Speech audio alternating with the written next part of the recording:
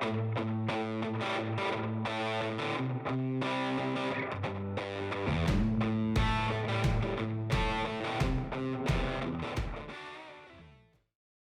y'all, I'm Lauren and welcome to Cantina Cast. Today I'm talking about Quest for Planet X, written by Tessa Gratton. And this is the newest middle grade High Republic novel, so it is the sequel to Quest for the Hidden City, which was written by George Mann. Since it's a sequel, we are dealing with some of the same characters from Quest for the Hidden City, particularly Rupert and Das. Those are the characters that we're going to see the most in this book. Rupert is a Jedi Padawan, and Das is a kid who is a couple years younger than Rupert, who he was originally stranded on Gloam with his father Spence in Quest for the Hidden City. In the first book, Das and Spence, they had been stranded on Gloam because they had previously found this Planet X with Sunshine Dobbs. And Planet X was a planet that was very sought after by hyperspace prospectors. And so when they found it, Sunshine ended up turning on them and ditching them on Gloam so that way they couldn't do anything with the information about the planet.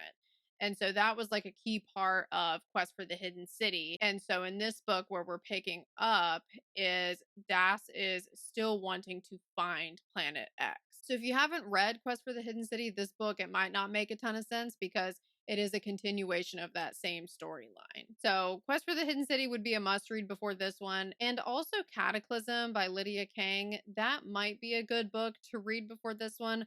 I don't think it's 100% necessary, but it does kind of give you some context for some things that are happening towards the end of this book. And I will say that if you don't read this book, you're not really going to be missing a ton. Like, don't feel like that if you want to get into the High Republic. Don't feel like the middle grade books are something that you absolutely have to do if you don't want to. I mean, with High Republic, I feel like it's always good to have as much context as you can get, just because that's kind of like the type of reader I am. I tend to like that type of thing. But with Quest for the Hidden City and with Quest for Planet X, since these are middle grade books, it does feel like they were written in such a way that if you don't want to read these and you're just doing like the YA and the adult books, then you can do that. Like, you don't have to read these if you really aren't feeling it. But I will say, like, just because these are middle grade, that doesn't mean that they're not a good time to read. Like, Quest for the Hidden City, I actually liked more than some of the other adult High Republic books.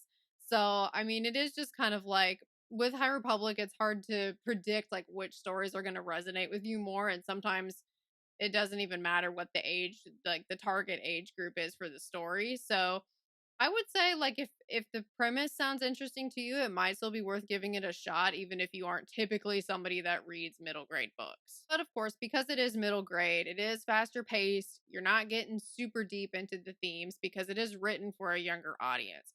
So this is kind of more of like a fun read where you're kind of getting to see where some of the characters from the last book end up. It's not like with some of the adult High Republic books where you're really getting deep into the lore and deep into the themes and stuff like that.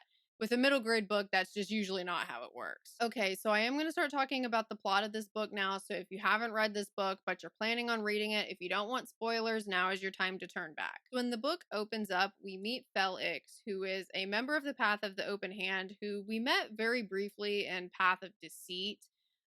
He is one of the people who, like at the beginning of Path of Deceit, there were some hatchlings, and so he's like one of the parents of those hatchlings. So he wasn't like a super prominent character in that book, but we did see him briefly. But in this book, we do see a lot more of him because he was tasked to sabotage some of the comms buoys. And if you've been keeping up with the adult novels of High Republic, this will sound familiar to you because in Cataclysm, the comms buoys being down was like a frequent issue that people were running into when trying to deal with certain obstacles in that book. And so Felix is one of the people from the path that is responsible for that. So after this opening where that's quickly established, we go to see the characters from Quest for the Hidden City. So we see that Rupert, the Jedi Padawan, she's living on Batuu at the Black Spire outpost. and Das is there as well. We also find out that Rupert did not go with Salandra to the pilgrimage to Jeddah because Rupert just felt like she wanted to stay where she was. She didn't really feel ready to make the pilgrimage to Jeddah. But while Salandra was there, of course, the Battle of Jeddah took place. And so Rupert has been concerned about trying to get in touch with Salandra, and that's something that she's frequently trying to get to the bottom of in this book. And pretty early on in the book, we do see that Das runs to Rupert asking Rupert for help because Das's friend is currently being attacked by pirates. And so Rupert goes to help Das, and when Rupert gets there, she sees that the pirates, there's some sort of a dispute over who this ship belongs to. And so Das is really advocating for the fact that no, this ship belongs to my friend Sky. Like, I know this for a fact. And so Rupert takes Das's word for it and runs off the pirates. After this, Rupert goes into the ship to meet Das's friend Sky. And Rupert finds out that Das and Sky are going to be doing the hyperspace chase together. And the hyperspace chase, what that is it is it's kind of like a contest that the Graphs and the Santecas came up with to try to incentivize hyperspace prospectors to map out new lanes. And so Sky actually is a Graph.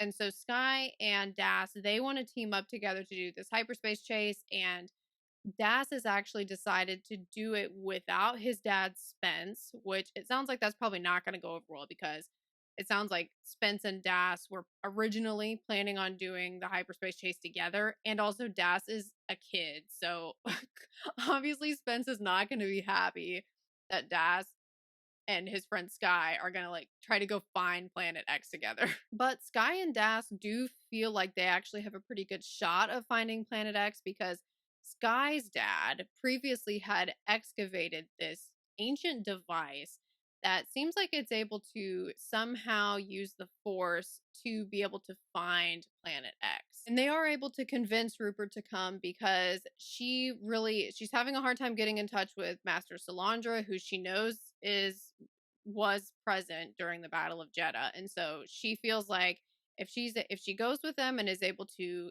either contact Salandra once she's able to get better like comms reception because of all the issues going on with the comms right now, or also Sky has told Rupert too that if you help us find this, then we'll take you wherever you want to go afterwards.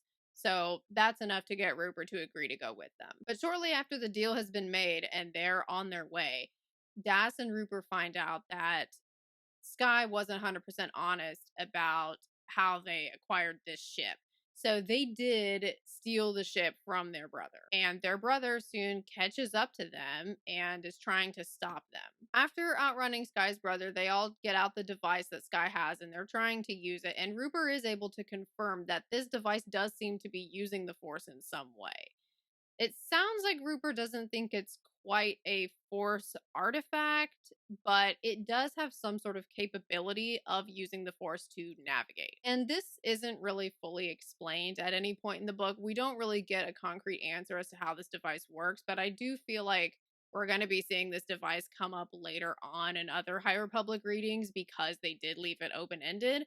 And it sounds like this device is something that might be of interest to the path. That's just kind of me theorizing at this point, but I wouldn't be surprised if we later on do find out more about what exactly this is and how it works. Then they come across Felix and some other members of the path in the process of sabotaging a comms buoy.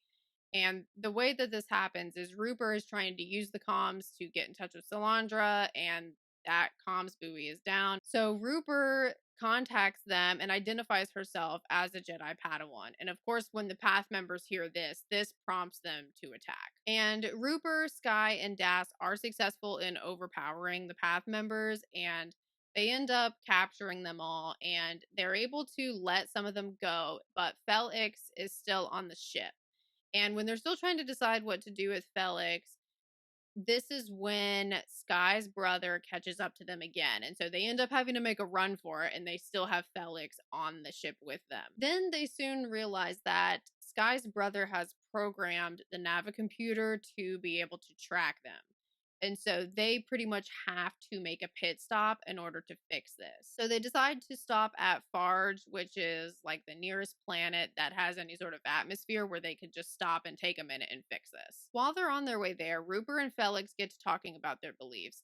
And you can tell that neither one of them is going to budge on what they actually believe, but Felix does seem to be like one of the more level headed of the path members that we have seen. Like, Felix seems able to just like recognize the fact that him and Rupert have different beliefs, and there's nothing, like he's not trying to like kill her over it. And once they land on Farge, Das, Rupert, and Felix, they leave the ship while Sky stays behind to fix the computer. And it is a big deal for Das to be willing to leave the ship, because previously in Quest for the Hidden City, when he was left behind with his father Spence on Gloam, that is a situation that ended up really staying with him. So leaving the ship in this book, it does make him nervous, but it's like a big deal that he's able to overcome it and trust that Sky isn't going to leave them behind. But unfortunately for Das, even though he does trust Sky enough to leave the ship, once they leave the ship, Das ends up falling into like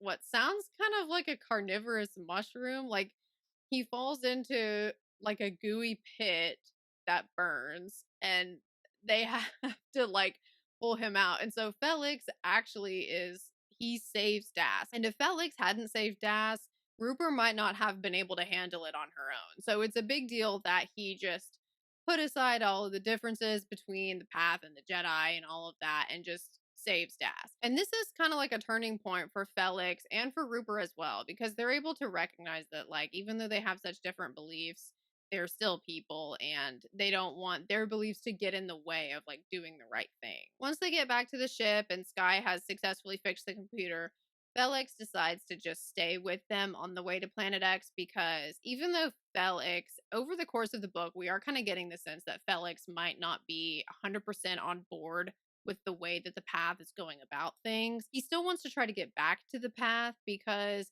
that's where his family is. And so that's really his priority, is like his desire to get back to them. It starts to become less about, I gotta fulfill my duty to the path, and more about like, well, that's where my family is, so I have to go get my family. So he's gonna go with them to Planet X, and while they're on their way there, he does tell Rupert a lot of information about the path. He even tells her about the leveler, and he explains to her that Planet X is actually where the leveler is from. And so this is just another indication that Felix doesn't seem to be super loyal to the path anymore, because he's sharing all of this with a Jedi. Once Rupert gets this information, she tries to convince Sky to go to Jeddah early, because Rupert really needs to get this information to Salandra. And Sky is still not willing to go to Jeddah yet. Sky is still very much wanting to go to Planet X first. And this is when we find out that Sky wanting to go to Planet X, it has a lot to do with the fact that their dad has been missing, because he went missing when he was trying to find Planet X. And it pretty much sounds like that Sky's dad has passed. Like, it sounds like most of the Graphs have come to terms with this, but Sky hasn't. And so Sky is really still wanting to find their dad. Because of this, Sky really is not planning on budging with their plan on going to Planet X. And so when Rupert wants to change the plan, Sky tells her no, and they're all still going to go to Planet X first. And Rupert pretty much just has to go along with it. This is when they try to use the device again, and this time the device takes them to Gloam. And even though Gloam isn't where they wanted to end up, this still feels like a breakthrough to them, because Gloam is the planet that Das ended up at right after leaving Planet X. So they feel like what's happening is that the device is kind of like taking Das back the way he came, if that makes sense. And while they're in that system, Rupert finally is able to get in touch with Salandra. During this, she finds out that the situation is way worse than she feared. Salandra tells her that they need help on Dalna. And at this point, Rupert is really doubling down, trying to convince Sky that we need to go to Dalna. This is crucial.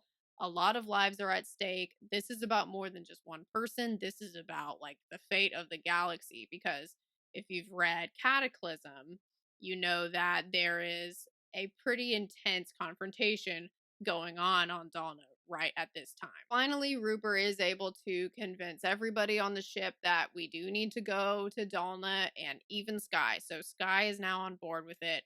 Sky is finally trying to come to terms with the fact that their dad most likely has passed, and there's not anything that they can do to get him back. And even Felix also agrees to go to Dalna to help Rupert too, because it's for the sake of Felix's family. Like, at this point, the whole Jedi versus Path thing is kind of starting to fall away for Felix, because he doesn't want his family to be in danger. So they all go to Dalna and they get the comms buoy that's down, and they pull it onto the ship, fix it, and then they push it back out. And of course, like, that whole process of getting the comms buoy, putting it on the ship, and getting it back out, that's all very stressful. And at one point, Rupert has like kind of a close call, but they are able to successfully fix the buoy. So that way, the Jedi and the Republic are able to successfully call for reinforcements. And so, right after this, after they make this big accomplishment, they all have to hightail it out of there and get back to Batu. And once they all get back to Batu, everybody kind of starts making amends. So Das and Spence, they end up talking about it and kind of getting to like a better point in their relationship, where Das is now more willing to work with his dad on kind of like wanting to achieve his dreams, but also like being there for his dad too, and not just like trying to like leave him behind when it's like not really time for that yet. And Spence seems more willing to help support Das in like wanting to work towards his dream of being on a Pathfinder team as well. And Sky and their brother also make up. So they talk about kind of like what became of their dad and like how to move forward with that loss, and kind of like what's next for them and their family. And Salandra is also able to track down Felix's family as well. And Felix, once he gets back in touch with his family and they're together again, they decide to leave the Path, because at this point, the Path is just way too extreme. They don't want to raise their kids in this type of environment with all the violence that's going on. And so they end up deciding to do something else with their life. And Felix and Rupert, they do tell Salandra a lot of information about the Path of the Open Hand. And this also does make me wonder. So the fact that Felix and Rupert give Salandra a lot of information about the Path and like what they're doing and their plans, it makes me wonder if, so at the end of Cataclysm, if you haven't read Cataclysm yet, I'm about to say a spoiler, so if you don't want to hear a Cataclysm spoiler, X out of this video right now. But at the end of Cataclysm, we do find out that Yoda and Master's son knew about the Leveler, and they were deliberately trying to keep it quiet and not tell anyone, not put it in the archives, trying to just like bury it pretty much. And so that was a pretty big deal, because the two of them believed that they were the only ones who knew about it. And so now, after reading this book, I'm wondering if Salandra also like was like another person that had all of this same information that Yoda and Master Son thought was like a big secret. And I'm wondering where that's gonna go. So, and Salandra, I absolutely love her. I feel like she's like one of the coolest, like most effective Jedi characters in Phase 2 of the High Republic. So, and she really has like a really great philosophy on like how to be a great Jedi as well. So, like, I feel like she is somebody who could be trusted with this information to actually do the right thing with it. So, I'm hoping that maybe that's going to mean something for the Jedi going forward. I don't really know for sure, because I feel like we kind of need to know more about like what exactly Salandra knows and like what exactly she's going to do with it. But that might be going somewhere in future books. I don't know. So that was kind of like my main takeaway from this book in terms of like the importance of this story in regards to the High Republic as a whole. I'm wondering if that piece of information is going to be coming back up later. But the way that the book ends is that Rupert and Felix, they do part on good terms. And even though Felix has left the Path, his beliefs are still the same. Like, he still believes that using the Force is wrong, but he also is able to like be reasonable about this and not be hateful or aggressive towards Rupert. And they both do leave on a feeling of like mutual respect. neither one of them is trying to force anything on the other one. Neither one of them is being violent towards the other one. They're able to just recognize the fact that, like, we have different beliefs. We worked together on, like, the greater good. We were able to be effective doing that, and they're able to just kind of like take that and then move on with their lives. And so that was a pretty cool note to end this book on, because I feel like in this phase so far, we've pretty much only seen the path of the open hand being very aggressive and like unrealistic in terms of how to go about things. So it was cool to see a character that actually is able to keep in touch with reality in this situation. So that's Quest for Planet X. The end of this book, it did have me interested to see how the rest of phase 2 is going to go and how it's going to wrap up. Especially that reveal that we got about Salandra, too. As always, if you read this one, let me know what you thought of it. And thanks so much for watching, y'all. I hope you have a great rest of your day. Bye, guys.